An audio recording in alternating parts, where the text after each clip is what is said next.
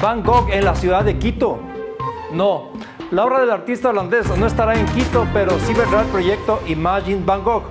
¿Pero de qué se trata? Para saber más sobre este pintor, miren el video que hice sobre una de sus obras. Dejo el vínculo al final. Según su sitio web, Imagine Van Gogh es un proyecto en homenaje a la obra y la vida del famoso pintor fallecido en el año 1890 por causas que aún no han sido aclaradas y en torno a las cuales se han vertido diversas versiones sin que haya hasta hoy pleno acuerdo al respecto. Sin duda Van Gogh tenía un estilo particular principalmente por el uso que hacía del color y también por lo texturado que eran sus pinturas. Aunque Van Gogh sí fue conocido durante su vida, principalmente antes de fallecer, su verdadera fama llegó muchísimo más tarde en pleno siglo XX, cuando sus obras se vendieron en millones de dólares. No confundir Imagine Van Gogh con otros proyectos como Immersive Van Gogh o Beyond Van Gogh, que fue creado por Matthew St. Arnaud y el Normal Studio de Montreal. La idea de Imagine Van Gogh es darle al público una experiencia inmersiva, es decir, en la que el visitante se ve dentro de las obras del artista.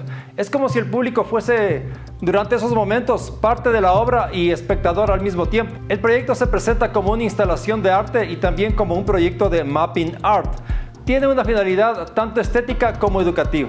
Yo resaltaría la parte educativa del proyecto, ya que mucha falta nos hace que el arte se divulgue de esta manera, principalmente en un país como el Ecuador, en el que la cultura prácticamente no tiene ningún tipo de apoyo.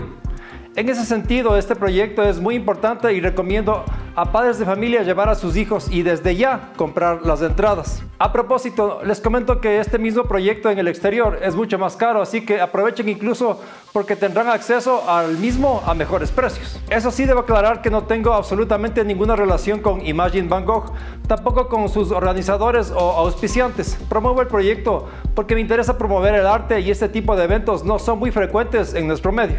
Una técnica utilizada en la proyección de estas obras es el warping. Mediante esta técnica lo que se logra es adaptar las imágenes a diversas superficies sin generar distorsiones.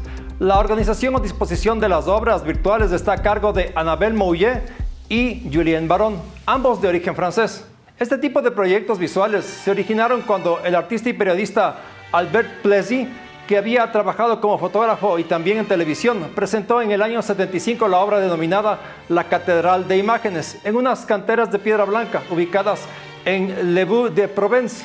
Las obras se proyectaban en las paredes de la cantera y daban la sensación de tridimensionalidad, incluyendo en la escena a actores y al mismo público.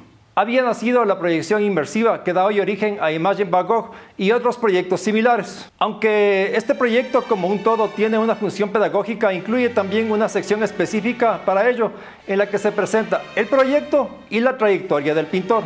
El recorrido muestra lugares donde vivió el artista, entre estos Arles, Saint-Rémy y Auvers-sur-Oise, donde murió.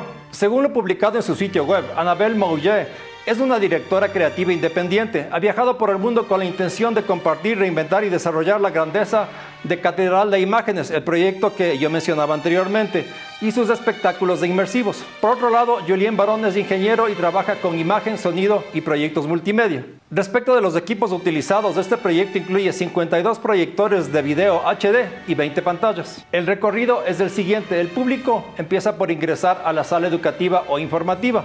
Luego pasan ya a la muestra como tal, accediendo a grandes proyecciones visuales que llenan el espacio. La banda sonora contiene música clásica, sutil y sin pretensiones, que se modifica según los colores de las obras. Música más alegre cuando se ven pinturas coloridas y brillantes, y temas más fríos cuando se ven azules oscuros o tonos similares. No es una experiencia tipo IMAX, ya que la finalidad es integrar al espectador con la obra. Y así se mueve el mundo del arte.